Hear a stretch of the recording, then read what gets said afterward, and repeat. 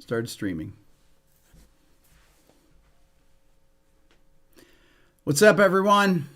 Happy Friday. Coming to you here from good old Atlanta, Georgia. You see my keyboard up there. We're going to talk about some ear training, or how to learn songs by ear, some of my strategies that I use. This is something that I've talked about really since the very first video on my channel, which came out on June 8th, 2016. I'm coming up with my 5-year reunion on that here in a few months. Discount code for today's live stream is RB600. It's 60% off my Beato Book YouTube Instagram transcription bundle. If you like my quick lessons on YouTube, it has transcriptions of those, plus the Beato Book 4.0, and 40% off my Beato ear training. And we're going to be talking a lot about ear training today. And just to let you guys know, this is how I basically make a living for my channel, is through people buying stuff through my store. If you want to support the channel, that's a way of doing it, where you actually get something for supporting the channel. And all these things are kind of interrelated. I think about this, where ear training and music theory and ear training cannot be separated. To name something, you have to know what you're naming. So that actually involves the theory. And you got to think of it like theory is just a way to name things. You can talk about things without actually demonstrating them. Although with ear training, I will demonstrate them and talk about how to name them. So one of the strategies that I like to talk about is developing a vocabulary of sounds that you recognize. Now, what does that mean? Well, let's say I hear something like this. Turn down a little bit. I hear this. Well, I hear that, and because I've heard it a million times, I'm like, well, that's the Jimi Hendrix chord, right? I just know that chord. That's the chord from Purple Haze, right?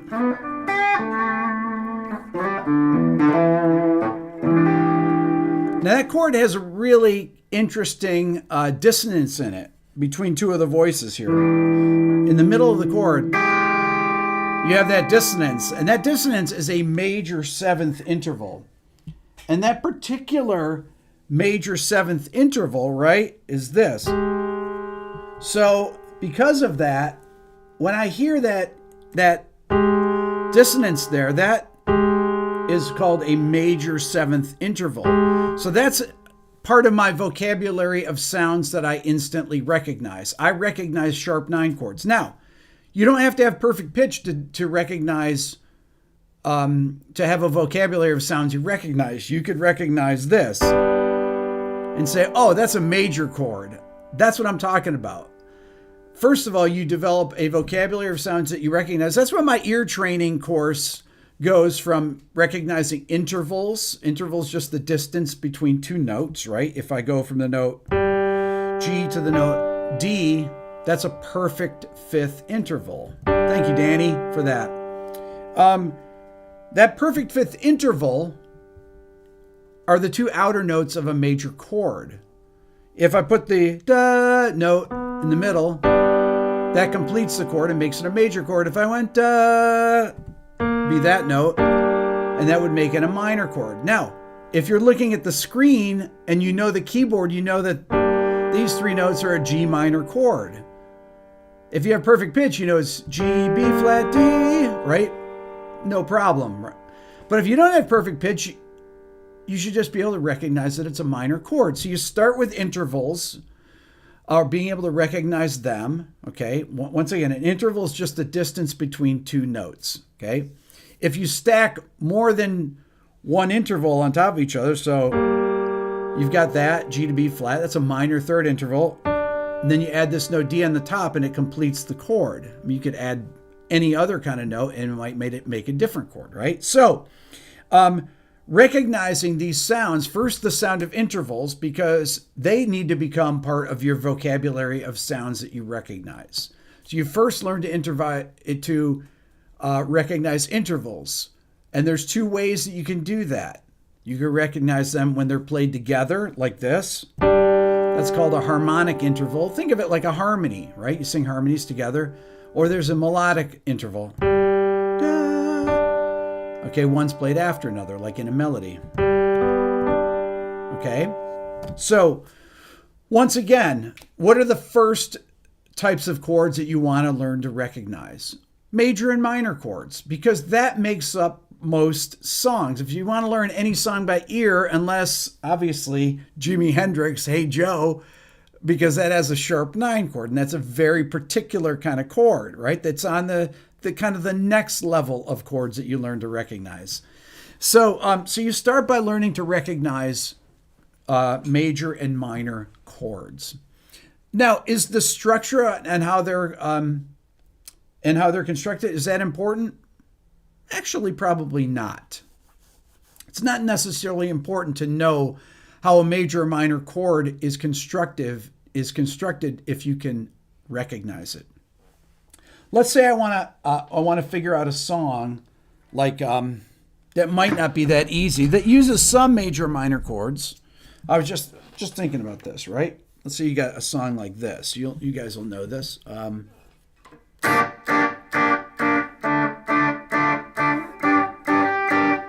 Hold on, Billy, can you turn this down just a little bit? Hold on, I'll do it. Never mind. Got it. There we go.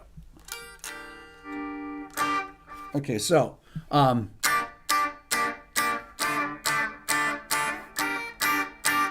you guys all know this, Roxanne, right?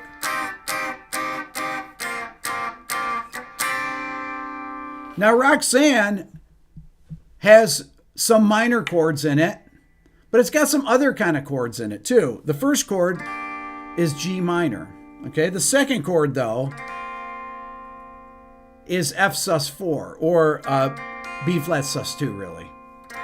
Then you come up here, you can recognize that's a minor chord, a lot of minor chords. Minor chord, sus chord, and then another sus chord. Okay, what do I mean by a sus chord? Well, that particular chord, the last chord I played, has the notes C, D, G. Okay, you say, well, what is that chord? Well, that's a C sus2 chord. Now, one of the things about recognizing suspended chords, because they're different than major and minor chords, they have what I would call a stark quality to them, where they're like, that doesn't sound major or minor. What is that? When I play that, it has I call it a stark quality because it has two perfect intervals in it. Right between the outside notes, that's a perfect fifth interval, and then between these two notes, so you got C to G is a perfect fifth, and then D to G is a perfect fourth. Because you have two perfect intervals, it really gives the chord to me, like a mysterious sound. Okay, I wouldn't say an unresolved sound. A lot of people say suspended chords because you hear it sound like that. Thank you, Greg. Appreciate that. People say, oh, suspended, you want to resolve down. No, I don't think that's necessarily true. A lot of suspended chords just sound good like they are, but they have a particular kind of sound that you need to learn to recognize. Okay, this particular chord here is C sus2. It's related to C major, you could say. If you take the third of the chord and you drop it down from E to D, because it's a suspended second, and a lot of people say, well, it sounds like it wants to resolve up, and you'll hear it, right? There's that sus sound. Or you could have C sus4. So there's two different types of suspensions: suspended 2, suspended 4. Once again, a suspended 4 has two perfect intervals, a fourth here, and then a fifth here. So both a sus2 and a sus4 have two perfect intervals in them, right? Which gives them a particular sound. Once again, this is adding to your vocabulary of sounds that you recognize. Okay, so you first begin by recognizing intervals. There's 12 intervals to recognize. The minor second, major second, minor third, major third, perfect fourth, tritone, perfect fifth, minor sixth, major sixth, minor seventh, and octave, right? So you learn to recognize those intervals, then you move on to basic triads, okay? Now, some of you might say, well, what about diminished and augmented triads? Well, if you're learning songs, unless you're learning songs from the 70s, songs from the 70s and the 60s actually have diminished and augmented triads. Not a lot of them, but enough of them where you have to recognize, for example, Stairway to Heaven has an augmented chord, or really a minor major 7 chord in it, or minor major 9. The second chord in it is that. And that has a very particular sound to it. Check it out. That's the second chord of Stairway to Heaven, right? When you hear it isolated, you're like, God, that's kind of weird, isn't it, right? But that resolves to that chord, right? Which would be like A minor 7. But when you hear this, it's actually part of what we call a line cliche. That line cliche is... That line cliche follows from A to G sharp to G to F sharp to F and then down to E in Stairway to Heaven. Once again, line cliches are progressions that you begin to recognize because you hear them in so many songs. If you want to learn songs from the 60s and 70s, so many songs have line cliches in them. Another thing to start to learn are inversions. I'm going to come back to these line cliches, but I want to talk about inversions for a second. Okay. I'm going to give the discount code since there's new people on here. Discount code for today's live stream is RB600. It's my St. Patrick's Day sale, even though I'm not wearing green. And yesterday was St. Patrick's Day, and I didn't wear green yesterday, but my daughters pinched me. I don't know what pinching somebody on St. Patrick's Day, if you don't wear green, do you get pinched? I don't know. My daughter said that. So they both pinched me. Anyway, so learning to add to this vocabulary of sounds that you recognize, right? We talk about line cliches, then we talk about, and I want to talk about inversions, because inversions really would come next. So what is an inversion? Most of you know what an inversion is, but I'll explain it for people that don't. An inversion, let's say I take a C major chord like this, C, E, G. Any other order than C, E, G,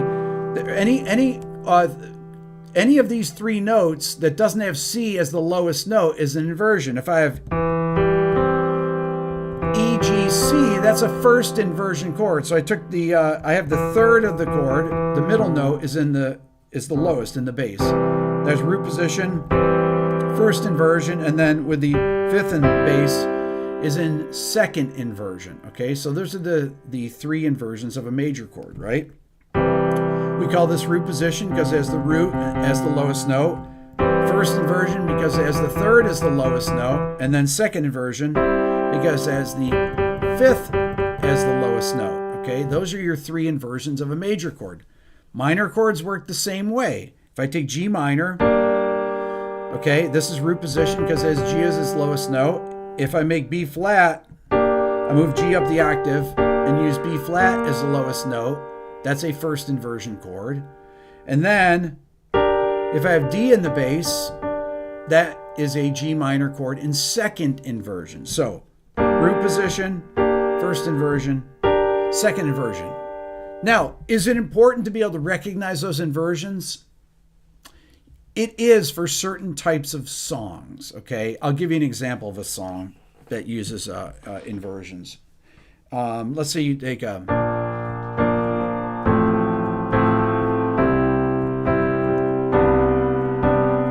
actually,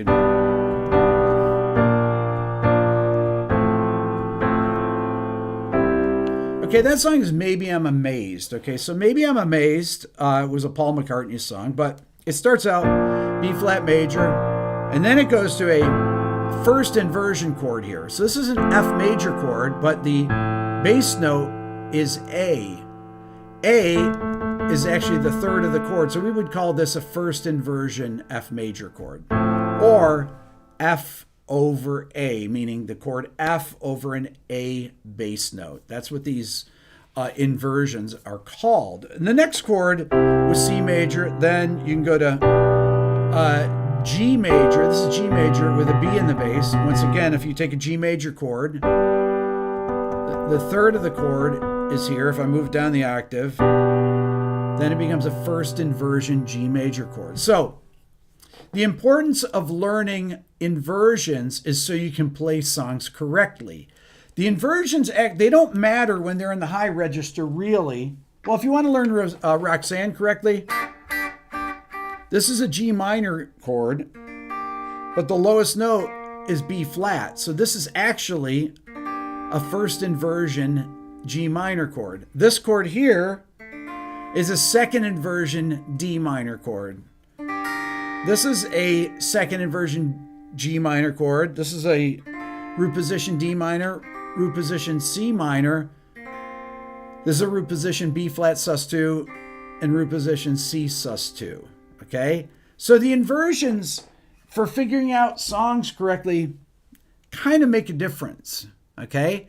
It's actually really important. So how many of those chords in Roxanne are inversions? The first chord, the second chord, the third chord, fourth and fifth are in root position, and sixth and seventh are in root position. So basically half the chords in the song are chord inversions, right? So being able to recognize those, like how do I hear what those inversions are? Well, for Roxanne, when I'm listening to that, the first time I figured it out, which was in 1978 when it came out, I can hear that high E string, that note G. So I'm part of my strategies for figuring out songs. I hear da da da da da da da. I can hear the top notes of the chord. This is part of the strategies. Try to listen for the outer voices. The highest note of the chord. Thank you, Frank, so much. Appreciate that super chat. The highest note of the chord is typically the easiest one to hear, okay? Or the outer voices are typically the easiest one to hear. Now, the outer voices here on this G minor chord, this note is not easy to hear, I don't think, for most people. But that note to me really sticks out, the top note there. And so I'm going to listen for that. I'm going to go da da da da da da da. Da, da, da, da, da, da, da. Once I have that high note, that melody line in the chords, then I can start to figure out, well, what am I hearing? So then I go to the chord quality. And the chord quality, whether it's major or minor, okay? So when you're listening to Roxanne, this first chord, I'm like, minor chord. Oh, it must be, well, there's one of three chords that can have this note. It could be this is a minor chord with G as the top note, right? That has G as the top note. So you have to really start to experiment with the chords, the minor chords that have that note at the top. And you can pretty quickly go through the three different chords that have the note G as the top note. So, right? You have that note, that chord. It's like, that doesn't sound like it. That's E minor. C minor, that doesn't sound right either. Oh, that's definitely it, right? So once I have that note, that top note, there's only three minor chords that have G as the top note. Okay, so you kind of need to understand a little bit of theory here, right? Because you can hunt and peck for this stuff all day. You can really sit around and say, okay, what are these chords? The tricky ones in Roxanne are hearing those sus chords, the sus2 chords, right? Or if you think of, you hear that song like, what is that? Walking on the Moon. That's like a Police sounding chord. That's a dominant 7 sus4 chord, right? That's a G7 sus4. That to me is as recognizable as the Jimi Hendrix chord. Once again, that's part of my vocabulary of chords. Or if I hear something like,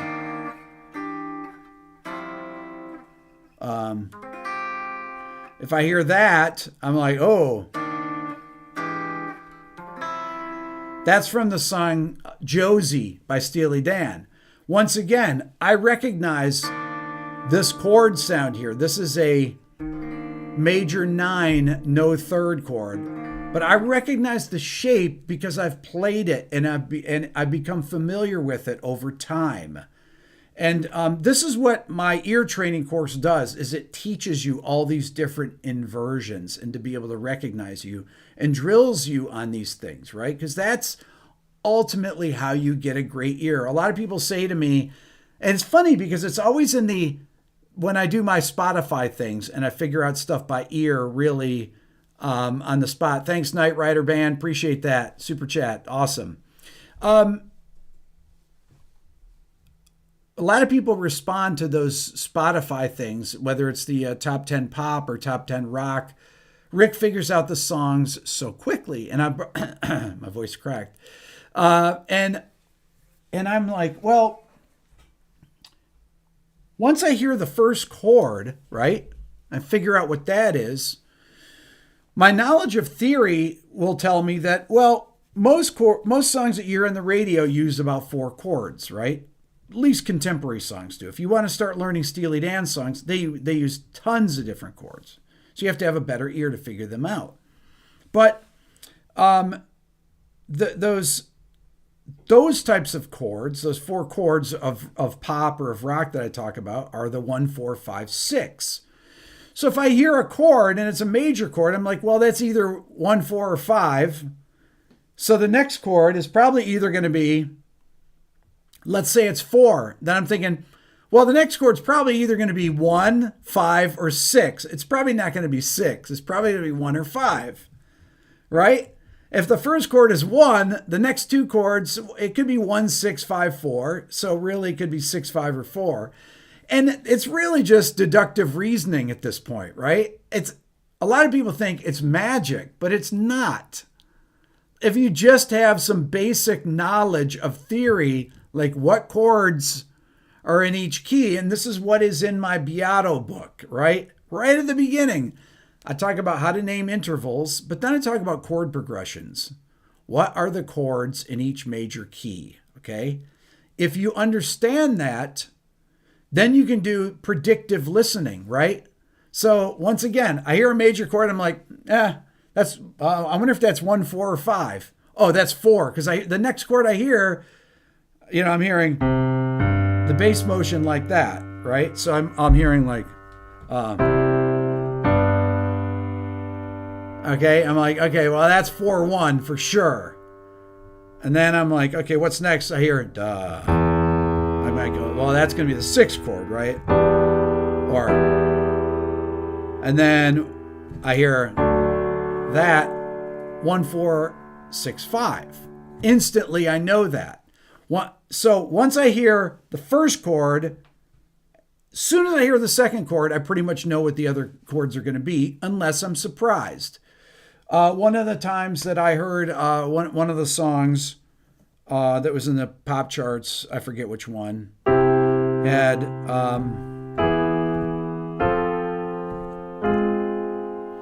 so I had 1, major 3. These are the standard kind of chord progression. Thank you, Smooth Criminal. Appreciate that. That's a major 3 chord, so it's going from C major to E major to F major. So 1, major 3, 4, and then this is an inverted 4 minor chord. It's really F minor with an A flat in the bass in first inversion, okay? Now this may sound, oh man, this is way too complex, Rick. It's actually not that complex, right? You have major and minor chords that are in 3 inversions, and you have your 7 chords that are in every major key. If you know that, just that knowledge alone, and you can recognize a major or minor chord, and you can hear the interval relationship, ba, ba, and if it goes ba, da, okay, I'm just singing these intervals right before I play them, and Da, da, da, da. Right? Once I hear that bass motion, I know exactly what the chord progression is going to be. Whatever it is, you listen to the outer voices. What are the outer voices? The high notes or the low notes? Figure out the chord quality. PFAS, thank you so much. Figure out the chord quality, major or minor. Figure out the inversion, right? You're pretty much there. Sometimes you get fooled, right? I could go like on this, like on Maybe a Mage. If it went, that's very different, right? B flat major to F major, or B flat major to F major in first inversion, right? Different sound. Somebody said it sounds like Creep. They were talking about this because Creep does use those chords, not in that key. Now, when you get into a little bit more complicated songs that have what I call signatures, signatures are things that you would typically are melodic lines that are not the melody, but are the hooks in the song. It's typically the intros have a signature. Doesn't matter what decade, the 50s, the 2021s, the 60s, the 70s. Every song has an intro hook. They just do.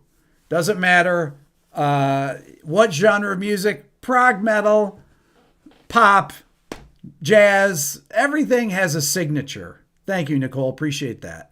The signature is the thing that is really the first statement of a song. Typically, songs that are hit songs will have what I call it a signature.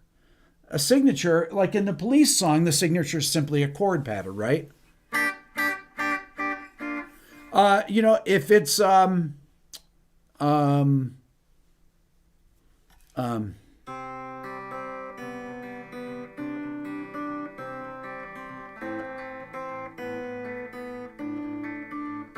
Dust in the Wind has a picking pattern that's a signature, right? Or Josie has a signature that's kind of a single note chord riff that's way more complex. That's way harder to figure out, okay? Or a song, thank you, Phil. Phil grew up with his mom and three sisters singing three-part harmonies. It rubbed off. Thankfully, started violin at 7, piano at 10. Well, this is when all this stuff really happens, is when you're exposed to music, right? And you study instruments. Doesn't matter what it is. The disciplined study of an instrument at whatever age, that's what actually helps you develop your ear. When I say the disciplined study is different than just strumming chords to a song. Studying implies learning new things. And the more new things that you learn, the bigger your vocabulary of sounds you recognize are. And that's the theme of this live stream. Increasing the vocabulary of sounds that you recognize. And the only way you do that is by figuring out stuff or ear training, okay? Ear training, practicing intervals, practicing identifying chords, major chords, minor chords, diminished, augmented, suspended chords. And then you move to seventh chords. And then you get to things like add 9 chords, okay? You cannot separate the music theory from the ear training, because part of music theory, thank you, Mark, appreciate that. Thank you, H. Tucker. You guys are awesome. You cannot separate music theory from ear training. They are the same thing. The music theory part is how you name what you hear, okay? When I hear Jimi Hendrix, I'm like, it's a dominant sharp 9 chord. I just know it. Doesn't matter what song it is. It can be in a Stevie Ray Vaughan song, John Mayer song, Jimi Hendrix song. It's in Alice in Chains, whatever. Whoever uses it, I recognize that. It's a dominant 7 sharp 9 chord. Just got to figure out what the root is, and then you know where it is, right? And the more that you do this, and the more frequently you do this, the more it sticks, okay? Discount code for today's live stream. You want to support the channel? Check out my Beato book. Instagram, YouTube transcription bundle, 700-page PDF. Discount code is RB600. Even if you don't, if you're not going to use it a lot and you say, you know what, I like Rick's videos, I want to support his channel, you can do that. People are supporting the channel in the super chat here. Ear training, 40% off, RB600, my St. Patrick's Day sale. Any of you that saw my video from yesterday, was it yesterday? Was it yesterday, Billy? Did I put out a video? I did a video on talking about my learning disability that I have, my reading comprehension problem that I've always had my entire life. If you haven't seen the video, please check it out. I think there's a lot of important things for teachers in there and for parents as well about just things that my mom taught me about how to cope with these things, and that you can be successful. It has nothing to do with your success in life. Baby Gerald, thank you so much. I can't wait to share with your nephew learning to play the violin. He's the perfect age. There you go. Do that, Baby Gerald. And Cleaning Supply Depot, thank you so much. You guys are amazing. Share the video. Check out my last couple of videos. Thank you so much. Everybody have a great weekend, okay? This was actually, I learned more today than everybody else. No, I always tell people, well, I always learn more when I'm teaching than the students. That's actually not true. But I'm always trying to learn. Remember, developing a vocabulary of sounds you recognize. All right? All right. Talk to you guys soon. Take care. Bye.